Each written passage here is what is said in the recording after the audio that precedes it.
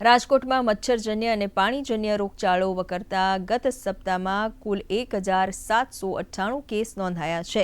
તેમાં પણ ડેન્ગ્યુના સપ્તાહમાં સૌથી વધુ 19 કેસ અને ટાઇફોઇડ તાવના 5 કેસ નોંધાયા છે, તો શરદી ઉધરસના સૌથી વધુ 1500થી વધુ દર્દીઓ નોંધાતા આરોગ્ય વિભાગની ચિંતા વધી છે। છેલ્લા સપ્તાહથી સિવિલ હોસ્પિટલ તેમજ મહાનગરપાલિકા સંચાલિત આરોગ્ય કેન્દ્રોમાં દર્દીઓની સંખ્યા વધી છે અને ઝાડા ઉલટી અને સામાન્ય તાવના કેસ માં પણ વધારો નોંધાયો છે, ત્યારે તંત્ર દ્વારા આરોગ્યલક્ષી કામગીરી વધારવામાં આવી છે।